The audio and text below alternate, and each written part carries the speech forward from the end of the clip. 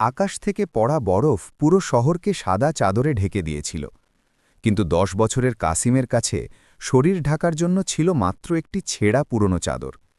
কাসিম, যার এই দুনিয়ায় কেউ ছিল না, সে শহরের সবচেয়ে বড় এবং নিষ্ঠুর ব্যবসায়ী শেঠ হাসিমের আস্তাবলে ঘোড়া পরিষ্কার করার কাজ করত এবং সেখানেই এক কোণায় পড়ে থাকত। বদলে সে পেত মাত্র 2টি শুকনো রুটি, তাও তখন যখন শেঠের মেজাজ ভালো থাকত। সেদিন রাতে ক্ষুধার তীব্রতা এতটাই ছিল যে সে হাড় কাঁপানো শীতে উঠে আবর্জনার স্তূপে কিছু খুঁজতে লাগল। হয়তো কোনো ধনীর ফেলে দেওয়া খাবারের অংশ পাওয়া যাবে। হঠাৎ তার নজরে এলো একটি চকচকে জিনিস। ওটি ছিল একটি রূপার মুদ্রা, যা হয়তো কোনো পথিকের পকেট থেকে পড়ে গিয়েছিল। কাসিমের বুক ধক করে উঠল। ওই একটি মুদ্রা দিয়ে সে পুরো সপ্তাহ পেট ভরে খাবার খেতে পারত। সে হাত বাড়াল, কিন্তু যেই তার আঙুলগুলো ঠান্ডা রূপাকে স্পর্শ করল, তার মনে পড়ে গেল তার মৃত বাবার সেই শেষ কথাগুলো। কাসিম বাবা, খিদেই মরে যাওয়া কবুল করে নিও, কিন্তু সাবরের পথ ছেড়ো না। আল্লাহ সাবরকারীদের এমন কিছু দান করেন যা তারা কল্পনাও করতে পারে না। কাসিম একটি দীর্ঘশ্বাস ফেলল, নিজের চোখ বন্ধ করল এবং মুদ্রাটি সেখানেই ফেলে রেখে তার কালো কম্বলের নিচে গুটিসুটি মেরে শুয়ে পড়ল। এটি ছিল তার ধৈর্যের প্রথম পরীক্ষা। পরের দিন শেঠ হাসিমের বাড়িতে এক রহস্যময় দরবেশ এল। তার চোখ এতটাই উজ্জ্বল ছিল যে কেউ তাতে তাকাতে পারছিল না। সেই দরবেশ সবার কাছে গেল এবং একটি প্রশ্ন করল, কেউ কি আছো যে আমাকে নিজের সবচেয়ে মূল্যবান জিনিসটি দিতে পারো? শেঠ হাসিম হাসল এবং বলল, এ ফকির, তোর কি সোনা চাই না রূপা? আমার কাছে সব আছে, কিন্তু আমি মাগনা কিছু দিই না। দরবেশ হাসল এবং নীরবে ফিরে গেল। হাঁটতে হাঁটতে সে আস্তাবলের পাশ দিয়ে গেল, যেখানে কাসিম একটি আহত ঘোড়ার পায়ে পট্টি বাঁধছিল। দরবেশ সেখানেও একই প্রশ্ন করল, বাছা, তোর কাছে কি এমন কিছু আছে যা তুই আমাকে দিতে পারিস?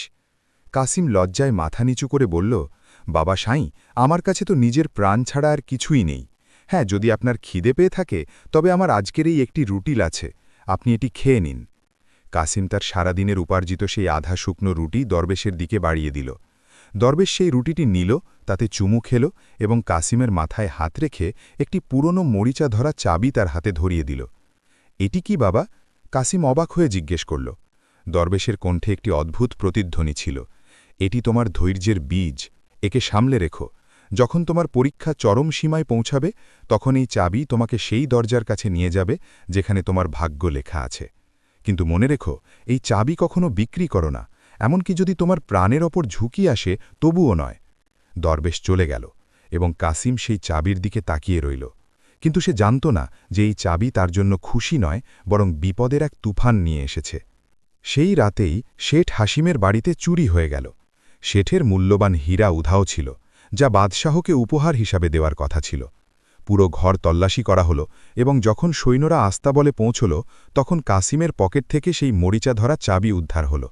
শেঠ হাসিম গর্জে উঠে বলল, এটি কি? তুই হীরা কথায় লুকিয়েছিস, এই চাবি কার থেকে চুরি করেছিস? কাসিম কেঁদে ফেলল, মালিক, আমি চোর নই, এই চাবি আমাকে এক দরবেশ দিয়েছে। কিন্তু কেউ তার কথা শুনতে রাজি ছিল না। সৈন্যরা তাকে নিষ্ঠুরভাবে মারধর করল এবং শহরের নিকৃষ্টতম কারাগারে বন্দী করে দিল। কারাগারে সেই অন্ধকার কুঠুরি এতটাই গভীর ছিল যে সেখানে সূর্যের আলোও পৌঁছত না। সেখানেই কাসিমের দেখা হল এমন এক কয়েদির সঙ্গে যার দাড়ি মাটি স্পর্শ করছিল এবং পায়ে ছিল ভারী শিকল। সেই বৃদ্ধ কয়েদি যখন কাসিমের হাতে সেই চাবি দেখল, তার চোখ ছানাবড়া হয়ে গেল। সে কাঁপা গলায় বলল, ছেলে, এই চাবি তুই কোথায় পেলি? তুই কি জানিস এটি কিসের চাবি? কাসিম ফুঁপিয়ে কেঁদে বলল, এটি আমার দুঃখের চাবি বাবা, এরই কারণে আমি এখানে আছি। বৃদ্ধ কয়েদি কাসিমের কাছে এলো এবং ফিসফিস করে বলল, না, এটি সাধারণ চাবি নয়, এটি সেই হারানো সাম্রাজ্যের গুপ্ত ভাণ্ডারের রাস্তা, যা ৩০০ বছর ধরে কেউ খুঁজে পায়নি। কিন্তু সেই ভাণ্ডার পর্যন্ত পৌঁছাতে হলে তোকে মরণকূপ দিয়ে যেতে হবে। এখনও সেই বৃদ্ধ তার কথা শেষই করতে পারেনি যে কারাগারের দরজা একটি প্রচণ্ড শব্দে খুলে গেল। সৈন্যরা ভেতরে ঢুকল, কিন্তু সৈন্যদের চেহারায় রাগ নয় বরং ভয় ছিল। বাইরে এসো ছেলে, এক সৈন্য কাঁপতে কাঁপতে বলল, বাদশাহ সালামত তোমাকে এক্ষুনি দরবারে তলব করেছেন। কাসিম অবাক হল, এক সামান্য কাঠুরে এক এতিম বাচ্চাকে বাদশাহ কেন ডাকছেন? শেঠ হাসিম কি তাকে ফাঁসি দেওয়ার সিদ্ধান্ত নিয়ে ফেলেছে, নাকি সেই মরিচা ধরা চাবির এমন কোনো রহস্য ছিল যা এখন ফাঁস হতে চলেছিল? কাসিমের পায়ে বেড়ি ছিল এবং মনে ছিল ভয়ের তুফান। রাজপ্রাসাদের উঁচু উঁচু স্তম্ভ আর জলজলে মশালগুলোর মাঝে তাকে এক নগণ্য কয়েদি মনে হচ্ছিল। সৈন্যরা তাকে টেনে হিঁচড়ে দরবারে নিয়ে এলো, যেখানে সিংহাসনে সুলতান জালালউদ্দিন বসেছিলেন। সুলতানের চোখে রাগ নয়, বরং এক অদ্ভুত অস্থিরতা ছিল। এই কি সেই ছেলে যার কাছে চাবি পাওয়া গেছে? সুলতানের কণ্ঠ পুরো দরবারে প্রতিধ্বনিত হল। এটি চোরদের দলের অংশ মনে হয়। শেঠ সামনে এগিয়ে এসে মাথা নিচু করে বলল, এ আমার বাড়ি থেকে হীরা চুরি করেছে, আর এই চাবিটি হয়তো কোনো রাজকোষের, যা সে খোলার অপেক্ষায় ছিল। কাসিম ঘাড় তুলল। তার চোখে পানি ছিল, কিন্তু কণ্ঠে ছিল এক অদ্ভুত স্থিরতা। বাদশাহ সালামত, আমি কখনো কারো 1 পয়সাও চুরি করিনি। এই চাবি আমাকে এক দরবেশ আমার একদিনের রুটির বদলে দিয়েছিল। আমি জানতাম না এটি কি, কিন্তু আমি এটি বিক্রি করার বদলে ক্ষুধা সহ্য করাকে প্রাধান্য দিয়েছি। সুলতান ইশারা করলেন। এক সৈন্য সেই মরিচা ধরা চাবিটি সুলতানের সামনে রাখল।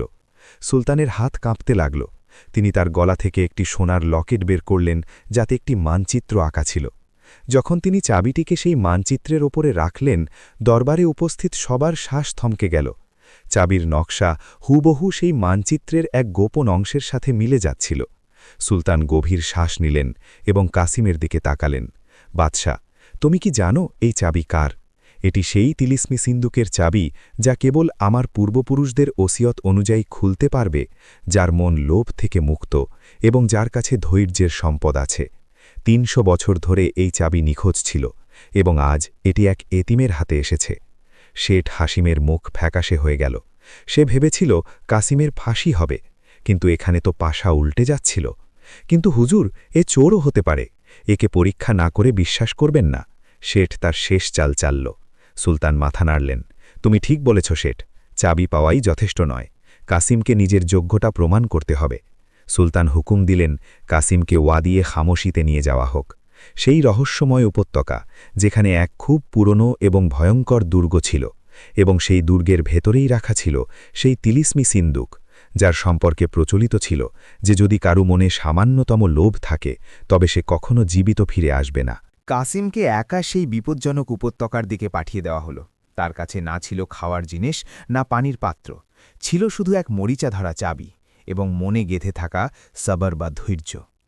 পথে সে এমন একটি কূপ পেল, যার পানি রূপার মতো চকচক করছিল, এবং তার তৃষ্ণা এতটাই বেড়ে গিয়েছিল যে তার গলা কাঁটার মতো শুকিয়ে যাচ্ছিল। কিন্তু যেই সে পানি খাওয়ার জন্য হাত বাড়াল, কূপের ভেতর থেকে এক রহস্যময় কণ্ঠ বেজে উঠল, যা তাকে থামিয়ে দিল। কণ্ঠটি বলল যে এই পানির এক ঢোক তাকে দুনিয়ার সব ভাষা শিখিয়ে দেবে এবং সে পশুদের কথাও বুঝতে পারবে। কিন্তু এর বদলে তাকে সেই চাবিটি ওই কূপের মধ্যে ফেলে দিতে হবে। তৃষ্ণা এবং লোভের মধ্যে যুদ্ধ শুরু হল। শয়তানি খেয়াল তার মনে এলো যে যদি সে এত ক্ষমতা হাসিল করে নেয়, তবে বাদশাহ হওয়াও কঠিন হবে না, আর শেষ পর্যন্ত এই চাবি তো শুধু মরিচা ধরা লোহাই। কিন্তু ঠিক সেই মুহূর্তে তার মৃত বাবার সেই ওসিয়ত মনে পড়ে গেল, এবং সে দৃঢ়তার সাথে বলল যে যিনি আমাকে এখানে পৌঁছে দিয়েছেন তিনি আমার তৃষ্ণা মেটাবেন, তাই আমি ধোকার সওদা হারগিজ করব না। যেই সেই এই ফয়সালা নিল, সেই চকচকে কূপটি হঠাৎ অদৃশ্য হয়ে গেল, এবং তার বদলে একটি পরিষ্কার ঠান্ডা আর মিষ্টি পানির ঝর্ণা ফুটে উঠল, যা থেকে সে কোনো মূল্য ছাড়াই নিজের তৃষ্ণা মেটাতে পারল। কিছুদূর এগিয়ে যাওয়ার পর সে এক বৃদ্ধা নারীকে দেখল, যে ভারী পাথরের স্তূপের নিচে চাপা পড়ে আর্তনাদ করছিল এবং সাহায্যের জন্য আকুতি জানাচ্ছিল। সে দৌড়ে তার কাছে পৌঁছল।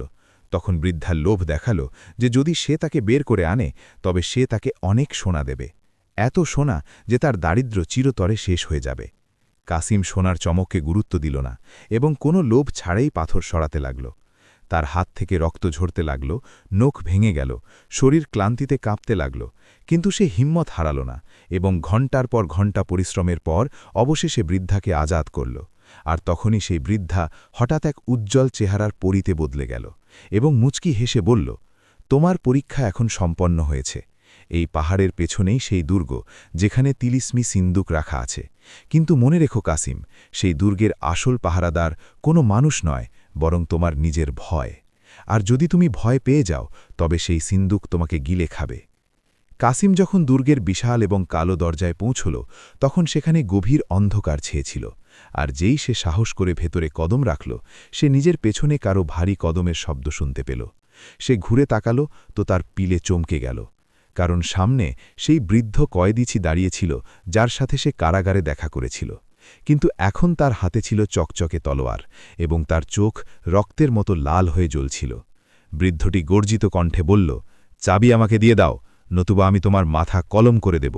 আমি কোনো কয়েদি নই, বরং এই খাজানার আসল রক্ষক। কাসিমের কাছে কোনো অস্ত্র ছিল না, না ছিল পালানোর রাস্তা। সে কাঁপতে থাকা হৃদয়ে চোখ বন্ধ করল, চাবিটিকে বুকে জড়িয়ে ধরল এবং পুরো বিশ্বাসের সাথে বলল যে যদি তার মৃত্যু এতেই লেখা থাকে তবে তা মঞ্জুর আছে, কিন্তু সে আমানতের খেয়ানত কখনো করবে না। যেই বৃদ্ধ তলোয়ার তুলল, হঠাৎ এক প্রচণ্ড ধামাকা হল এবং পুরো দুর্গ চোখ ধাজানো আলয় ভরে গেল। কাসিম ঘাবড়ে গিয়ে চোখ খুলল তো দেখল সামনে না কোনো শত্রু আছে আর না কোনো তলোয়ার, বরং এক বিশাল সোনার সিন্দুক খোলা পড়ে আছে। সেই সিন্দুকের ভেতর থেকে এক রাজমুকুট চমকাচ্ছিল, যা বাতাসে আলো ছড়াচ্ছিল। কিন্তু আসল অবাক হওয়ার ব্যাপার তখন ঘটল যখন কাসিমের নজর সেই সিন্দুকেরই এক পুরনো চিঠির ওপর পড়ল। কাঁপতে কাঁপতে সেই চিঠিটি তুলল এবং প্রথম লাইন পড়তেই তার পায়ের নিচের মাটি সরে গেল। চিঠিতে লেখা ছিল যে এই মুকুট সেই এতিম শাহজাগার জন্য যার বাবাকে আপনজনরাই ধোঁকা দিয়ে মেরে ফেলেছিল। কাসিমের হাত কাঁপছিল, চোখ থেকে পানি থামছিল না এবং চিঠির প্রতিটি শব্দ তার হৃদয়ে হাতুড়ির মতো আঘাত করছিল। সেই চিঠিতে লেখা ছিল, আমার ছেলে কাসিম, যদি তুমি এই চিঠি পড়ছ তবে এর মানে হল তুমি ধৈর্য এবং সত্যের সেই পরীক্ষা পাশ করেছ যাতে তোমার বাবার খুনি ব্যর্থ হয়েছিল। আমি শাহ আলম, এই সাম্রাজ্যের প্রকৃত উত্তরাধিকারী। আজ আমারই উজিরে আজম বখতাবারের ষড়যন্ত্রের শিকার হচ্ছি। সে আমাকে বিষ দিয়ে মেরে ফেলেছে এবং আমার সাম্রাজ্য দখল করে নিয়েছে। আমার অনুগত খাদেম তোমাকে বাঁচিয়ে এক নাম না জানা বস্তিতে লুকিয়ে রেখেছিল, যাতে একদিন তুমি ফিরে এসে নিজের হক আদায় করতে পারো। মনে রেখো, এই মুকুট শুধু একটি গয়না নয়, বরং ইনসাফের প্রতীক, এবং এটি কেবল তারই মাথায় সাজবে যে নিজের প্রজাদের দুঃখ নিজের হৃদয়ে লালন করে। কাসিমের তার মায়ের অস্পষ্ট মুখটি মনে পড়ল, যে ছোটবেলায় তাকে কোলে নিয়ে গান শোনাতেন আর প্রায়ই বলতেন যে একদিন তার ছেলে অনেক বড় মানুষ হবে। আজ সে বুঝতে পারছিল যে ওটি কোনো সাধারণ সান্ত্বনা নয়, বরং এক লুকিয়ে থাকা সত্য ছিল। এখন তার উপলব্ধি হল যে সেই দরবেশ কোনো সাধারণ ফকির ছিল না, বরং তার বাবার সেই অনুগত খাদেম ছিল, যে বছরের পর বছর ছায়ার মতো তাকে নজরে রাখছিল এবং সঠিক সময়ের অপেক্ষা করছিল। হঠাৎ দুর্গের দেওয়ালগুলো জোরে জোরে কাঁপতে লাগল এবং সেই বৃদ্ধ পাহারাদার, যে কিছু সময় আগে তলোয়ার নিয়ে দাঁড়িয়েছিল, এখন এক নুরানি সুরাতের মানুষ হয়ে কাসিমের সামনে মাথা নিচু করে দাঁড়িয়ে আছে। সে আদবের সাথে সালাম করল এবং বলল, শাহজাদা, সময় খুব কম, কারণ বখতাবার খবর পেয়ে গেছে যে সত্যের সূর্য পুনরায় উদিত হতে চলেছে এবং সে তার পুরো ফৌজ নিয়ে এই উপত্যকার দিকে এগিয়ে আসছে। কাসিম দেরি না করে রাজমুকুটটিকে একটি পরিষ্কার কাপড়ে জড়াল, চিঠিটিকে নিজের বুকে রাখল এবং দুর্গের এক গোপন রাস্তা দিয়ে বাইরে বেরিয়ে এলো। কিন্তু যেই সে উপত্যকার মুখে পৌঁছাল, দূরে আকাশে উড়তে থাকা ধুলো তার কদম থামিয়ে দিল। বাখতাওয়ার, যে এখন সাম্রাজ্যের সবচেয়ে শক্তিশালী উজির এবং সুলতান জালালউদ্দিনের ডান হাত হয়ে উঠেছিল, ১০০র বেশি সশস্ত্র সাওয়ারির সাথে তার রাস্তা আটকানোর জন্য দাঁড়িয়েছিল। তার নজর সরাসরি কাসিমের হাতে থাকা সেই পুটলির ওপর ছিল, যাতে মুকুট লুকানো ছিল, এবং তার চোখে সেই হিংস্রতা আর লোভের আগুন জ্বলছিল, যা বছরের পর বছর আগে এক সমৃদ্ধ সাম্রাজ্যকে ধ্বংস করে দিয়েছিল। তার কড়া আওয়াজ উপত্যকায় প্রতিধ্বনিত হল, থেমে যাও হে এতিম কাঠুরে, ওই আমানত আমার হাতে তুলে দাও, আর আমি তোমাকে এত ধন সম্পদ দেব যে তুমি ৭ জন্ম পর্যন্ত আয়েশ করবে, নতুবা তোমার পরিণতিও তাই হবে যা তোমার বাবার হয়েছিল। কাসিমের রক্ত টকবক করে উঠল, কিন্তু সে নিজেকে নিয়ন্ত্রণে রাখল এবং পুরো স্থিরতার সাথে জবাব দিল, বখতাবার, সম্পদ দিয়ে পেট ভরা যেতে পারে, কিন্তু বিবেক কেনা যায় না। যে মুকুটের জন্য তুমি রক্ত ঝরিয়েছ, সেই মুকুটই আজ তোমার জুলুমের হিসাব নিতে এসেছে। উপত্যকার বাতাস হঠাৎ বদলে গেল, আকাশে মেঘ গর্জন করতে লাগল এবং মনে হলো যেন খোদ প্রকৃতিও ইনসাফের দৃশ্য দেখার জন্য থমকে দাঁড়িয়ে আছে। কাসিম পুরো দৃঢ়তার সাথে বলল, সম্পদ দিয়ে দেহ কেনা যায়, কিন্তু আত্মার অন্ধকার কখনো শেষ করা যায় না। তুমি আমার বাবাকে ধোঁকা দিয়ে মেরেছ, কিন্তু তুমি তার ছেলের ধৈর্যকে কখনো হারাতে পারবে না। বখতাবার অট্টহাসি দিল এবং তাচ্ছিল্য করে বলল, তোমার এই ধৈর্যই তোমাকে কবর পর্যন্ত নিয়ে যাবে। এরপর সে তার সৈন্যদের হুকুম দিল যে এই ছেলেকে খতম করে দাও এবং মুকুট তার হাতে তুলে দেওয়া হোক। সৈন্যরা খোলা তলোয়ার ঘুরিয়ে কাসিমের দিকে এগোল। সে একা ছিল, না তার কাছে কোনো অস্ত্র ছিল, না যুদ্ধ করার শক্তি। ঠোলো এবং উপত্যকার পাহাড় থেকে পাথর ভেঙে ভেঙে পড়তে লাগল। এমন তুফান উঠল যে ঘোড়াগুলো বেসামাল হয়ে পেছনে হটতে লাগল এবং সৈন্যদের কাতারগুলো এলোমেলো হয়ে গেল। কাসিম অনুভব করল যেন কোনো গায়েবী শক্তি তাকে হেফাজত করছে। সে তার গলায় ঝোলানো চাবিটি হাতে নিল, তো হঠাৎ তা থেকে এক তেজালো আলো বেরোল, যা বক্তাওয়ার এবং তার সৈন্যদের চোখ ধাঁধিয়ে দিল। আর সেই হট্টগোলের মধ্যে কাসিম একটি ঘোড়ায় সাওয়ার হয়ে শহরের দিকে দৌড়াল। তাকে সুলতান জলালউদ্দিনের দরবার পর্যন্ত পৌঁছাতে হতো, কারণ সে জানত যে সুলতান বক্তাওয়ারের ষড়যন্ত্র থেকে অজ্ঞাত এক দয়ালু মানুষ। কিন্তু শহরের রাস্তা এখন সহজ ছিল না। বক্তাওয়ার আগেই সমস্ত রাস্তা বন্ধ করে দিয়েছিল এবং ঘোষণা করে দিয়েছিল যে একটি বিদ্রোহী ছেলে রাজকোষ লুটে পালাচ্ছে এবং যেই তাকে দেখবে সে যেন তাকে তক্ষণি কতল করে দেয়। ক্ষুধার্ত, তৃষ্ণার্থ এবং আহত কাসিম যখন শহরের প্রাচীরের কাছে পৌঁছাল, তখন দেখল শেঠ হাসিমও সৈন্যদের সাথে তাকে খুঁজছে। সে সঙ্গে সঙ্গে নিজের ছদ্মবেশ বদলাল, মুখে কাদা মেখে নিল এবং নিজেকে একজন ভিখারির মতো করে হামাগুড়ি দিয়ে শহরের প্রধান দরজা পর্যন্ত পৌঁছে গেল। কিন্তু সেখানে বক্তাওয়ার নিজে দাঁড়িয়ে প্রত্যেক আসা যাওয়াকারীর তল্লাশি নিচ্ছিল। আর কাসিমের বুক দুরুদুরু করতে লাগল, কারণ যদি সে ধরা পড়ে যায় তবে শুধু তার প্রাণ যাবে না, বরং তার বাবার শেষ বার্তা আর ইনসাফের মুকুটও চিরকালের জন্য বক্তাওয়ারের কবজায় চলে যাবে। তখনই তার নজর একটি জানাজার উপর পড়ল, যা শহর থেকে বের করা হচ্ছিল, এবং তার মাথায় এক বিপজ্জনক অথচ শেষ রাস্তা বুদ্ধি হিসেবে এলো। সে জানাজা বহনকারীদের কোনোভাবে রাজি করালো এবং নিজে সেই কফিনের ভেতর শুয়ে পড়ল, যাতে মইয়ত রাখা হওয়ার কথা ছিল। যখন জানাজা বক্তাওয়ারের সামনে দিয়ে যাচ্ছিল, তখন সে সন্দেহে সেটি থামিয়ে দিল এবং কঠোর কণ্ঠে হুকুম দিল যে কফিনটি খোলা হোক, কারণ তার বিশ্বাস ছিল যে সেই ছেলেটি এর মধ্যেই লুকিয়ে আছে। কাসিমের শ্বাস বন্ধ হয়ে এলো। তার উপরে কাফন ছিল আর নিচে তার ধুকপুক করতে থাকা জিন্দেগি। আর যদি তলোয়ারের আগা সামান্যতম এগিয়ে যেত, তবে সব শেষ হয়ে যেত। বক্তাওয়ার নিজের তলোয়ারের ডগা দিয়ে কাফনটি সরানোর চেষ্টা করতে গিয়েছিল, ঠিক তখনই প্রাসাদের দিক থেকে রাজকীয় বিউগল বেজে উঠল এবং এক সৈন্য হাঁপাতে হাঁপাতে দৌড়ে এলো। হুজুর, সুলতান জালালউদ্দিন আপনাকে এক্ষুনি দরবারে তলব করেছেন। সাম্রাজ্যে বিদ্রোহের খবর ছড়িয়েছে এবং আপনার বিরুদ্ধে সাক্ষী পেশ করা হয়েছে। বক্তাওয়ার এক মুহূর্তের জন্য থমকে গেল, কারণ দরবারের ডাক সে উপেক্ষা করতে পারত না। সে রাগে জানাজা যেতে দিল এবং নিজে প্রাসাদের দিকে রওনা হল। ওদিকে জানাজা শহরের ভেতরে পৌঁছাল এবং যেই দরজা বন্ধ হল, কাসিম কফিন থেকে বেরিয়ে এলো এবং সরাসরি দরবারে আমের দিকে দৌড়াল। দরবারে আগেই হট্টগোল চলছিল।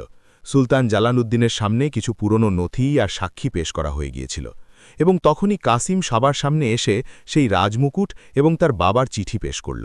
যখন চিঠির প্রতিটি লাইন দরবারে পড়া হল, তখন সত্য বিজলির মতো আছড়ে পড়ল। বক্তাওয়ারের মুখের রং উবে গেল এবং তার নিজ সৈন্যরাও তার থেকে দূরে সরতে লাগল।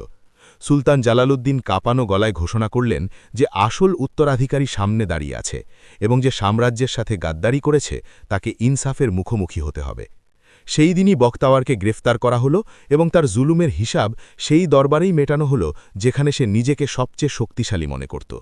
আর যখন রাজমুকুট কাসিমের মাথায় পরানো হলো, তখন দরবারে উপস্থিত প্রতিটি মানুষ দেখল যে সে এখন আর কোনো এতিম কাঠুরে নয়, বরং সবর, সত্য আর ইনসাফের এক জ্যান্ত মেসাল হয়ে উঠেছে। সেই দিন থেকে সাম্রাজ্যে এই প্রবাদ দেওয়া হতে লাগল যে সবর বা ধৈর্য কখনো বৃথা যায় না, আর যে আমানতের খেয়ানত করে না, খোদা তাকে এমন ইজ্জত দেন যা সে কল্পনাও করে না।